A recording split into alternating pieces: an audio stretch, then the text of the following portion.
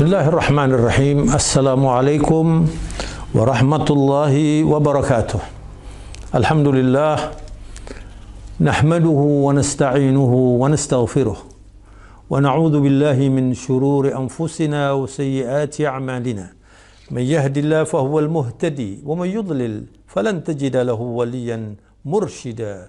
Asyhadu an la ilaha illallah wahdahu la syarika lah wa asyhadu anna Muhammadan abduhu wa rasuluh alladzi la nabiyya ba'dah. Allahumma salli wa sallim wa barik wa karim ala nabiyyina wa habibina Muhammad ibn Abdullah wa ala alihi wa sahbihi wa man walah.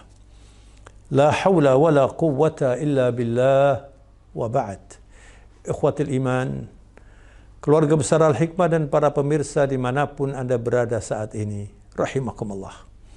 Alhamdulillah, kita bersyukur kepada Allah, kita masih sehat dan mudah-mudahan semuanya masih bisa melaksanakan ibadah puasa ini dengan baik, insya Allah.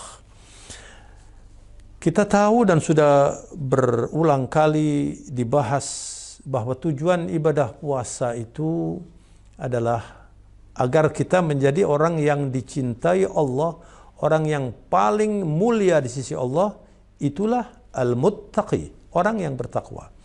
Dan ciri khas orang yang bertakwa pasti orang yang berakhlak mulia. Tidak mungkin orang yang bertakwa tapi akhlaknya tidak baik. Dia santri misalnya, tapi akhlaknya tidak baik, nggak mungkin. Nah, akhlak mulia ini sangat terkait dengan kualitas sholat.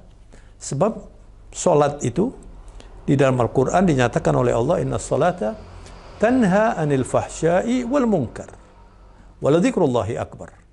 Salat itu adalah ibadah yang bisa menjadi perisai, membuat orang tidak berbuat kemungkaran dan tidak berbuat yang keji, dan orang dengan salat itu akan semakin berkualitas zikrullahnya karena dia terus istiqomah dalam melaksanakan ibadah salat. Maka salat itu harus menjadi tanda utama bahwa dengan ibadah puasa ini salat kita menjadi semakin baik. Seharusnya seperti itu. Karena kalau kita melaksanakan ibadah puasa kemudian melaksanakan qiyamul lail, kalau 11 rakaat saja sebulan itu sudah berapa itu kalau dikalikan itu? 11 rakaat kali 30, 300 rakaat lebih, belum sunnah-sunnah yang lain. Kalau sholat kita itu betul-betul berkualitas, apalagi yang melaksanakan ibadah sholat tarawih 23 rakaat, yang penting dilaksanakan dengan baik, dengan khusyuk, dengan penuh kesadaran bahwa sholat itu berdialog dengan Allah. Karena memang sholat itu bukan urusan kecil. Allah yang mengatakan demikian. Wa innaha lakabiratun illa alal khashi'in. Sholat itu adalah besar, urusan besar. Yang bisa melaksanakan itu adalah orang-orang khusyuk, orang-orang yang takut kepada Allah, cinta kepada Allah, dan ingin selalu berdekat-dekat dengan Allah. Itulah orang-orang khusyuk. Nah, oleh karenanya dalam kesempatan yang baik ini saya akan membacakan hadis Rasulullah yang terkenal. Sebetulnya hadisnya cukup panjang dan ada penggalan yang terkait dengan sholat ini. Rasulullah SAW bersabda, Ra'sul amri al-Islam wa umuduhu as-salah wa dhirwatu sinamihi al-jihadu fi sabilillah. Ra's itu kepala. Urusan yang asasi, urusan yang paling penting bagi kita umat Islam ini adalah keislaman kita itu. Coba kita tanya pada diri masing-masing, apakah kita sebagai orang Islam yang mungkin sudah bertahun-tahun kita menjadi orang Islam, apakah sudah memposisikan Islam sebagai yang terpenting dalam kehidupan kita? Artinya apa? Kalau orang Islam itu memang sudah memposisikan Islam sebagai yang Ra'sul Amr, tidak melakukan sesuatu kecuali bertanya dulu, apakah ini sesuai dengan keislaman saya? Dalam berbisnis misalnya, ini ujian yang besar.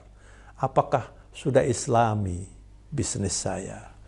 Dalam memilih pekerjaan, kalau misalnya mau jadi pegawai, apakah kantor atau instansi yang akan saya jadikan sebagai tempat saya mencari nafkah ini sesuai dengan ajaran Islam? Kalau saya misalnya mau membuka restoran misalnya, apakah yang saya jual itu sudah semuanya terjamin kehalalannya? Itu harus menjadi prioritas pertama. Apalagi mau mencari jodoh, saya mau menikah, apakah kalau saya menikah dengan si fulanah atau dengan fulan itu Islam saya menjadi semakin baik atau tidak? Itu orang yang meletakkan Islam paling utama. Dan yang kedua, Islam itu akan tegak dengan sholat. Wa umuduhu as-salah. Allah, tegaknya agama ini dengan sholat. Dan tidak semua orang yang sudah sholat itu sudah menegakkan sholat. Sehingga ada dua istilah di dalam sholat itu. Ada yang muaddis sholat, ada yang muqimis sholat. Ada orang yang hanya yuaddis sholat, menunaikan ibadah sholat, tapi tidak membangun. Ada yang yuqimis sholat. Di dalam Al-Quran, perintah sholat itu selalu dengan menggunakan kata yuqimis sholat. Aqimis sholata li dzikri. Kamu bangun sholat itu. Untuk apa? Untuk selalu berdekat-dekat dengan Allah. Selalu mengingat Allah. Artinya, kalau sholat kita itu sudah tegak, maka warna dari kehidupan kita itu semuanya adalah Islami. Di mana saja kita selalu ingat, saya adalah penegak sholat. Ini, urusan ini misalnya dalam katakan berbisnis, ini yang paling umum ini ya. Kita mendapat proyek yang besar, keuntungannya besar ya. Langsung saja kita terima. Tanpa kita lihat ini, proyek ini sesuai nggak dengan Islam. Apa yang dikerjakan ini? Membangun sesuatu yang membuat orang semakin baik atau justru menjadi sentral maksiat misalnya. Ada proyek membangun katakan tempat-tempat kemaksiatan. Lalu Anda menerima proyek itu. Itu langsung maupun tidak langsung kan Anda mendapat untung dari membangun kemaksiatan. Kalau orang yang mengerti Islam dan ingin menegakkan sholat dengan baik, dia tidak mungkin melakukan itu. Jadi hadits Rasulullah ini penting sekali. Rasul amri al-Islam wa umuduhu as-salah. Dan yang ketiga, wa dzirwatu sinamihi al-jihadu fi sabilillah. Bagian puncaknya ya. Jadi dzirwatu sinam itu kalau kita melihat onta itu bagian punuknya yang di atas itu namanya dzirwatu sinam. Nah ini dikatakan oleh Rasulullah, dzirwatu sinamihi al-jihadu fi sabilillah. Maka untuk bisa sholat dengan baik, berbisnis dengan Islami, berhidup dengan Islami, kita perlu jihad, kita perlu berjuang agar Islam itu senantiasa tumbuh subur pada semua aktivitas kita ini. Oleh karenanya, ma'asyiral muslimin, pemirsa sekalian yang berbahagia, Rasulullah SAW itu mengingatkan kita bahwa parameter kesuksesan itu adalah solat. In soluhat, soluhat sa'iri amalih. Wa in fasadat, fasada sa'iri amalih. Itu adalah solat. Ya. Kalau solat seseorang itu sukses, maka semua ibadah yang dikerjakan akan bisa sukses. Tapi sebaliknya, kalau sholatnya itu hanya sekedar menunaikan ibadah, sekedar menggugurkan kewajiban, nggak mungkin kita akan bisa sukses. Sebab Rasulullah juga dalam hadis mengatakan, laisa kullu musallin yusalli. Tidak semua orang yang sudah mengerjakan sholat itu termasuk sudah menegakkan sholat, sudah layak disebut muqimus sholat, penegak sholat yang baik. Belum tentu. Maka kita harus mendidik anak-anak kita sejak kecil. Ya. Ini terutama saya sampaikan kepada wali murid Al-Hikmah, sekolah anak-anak bapak dan ibu, harus sejak kecil diutamakan supaya sholat dengan baik dan cinta dengan sholat. Jadi anak-anak itu harus dididik tidak dipaksa sebagai kewajiban. Tapi istilahnya itu tasji', itu menggalakkan supaya dia senang sholat. Jadi tidak boleh anak misalnya masih umur 2, 3 tahun, 5 tahun, di bawah 7 tahun, kemudian kalau tidak sholat dimarahin.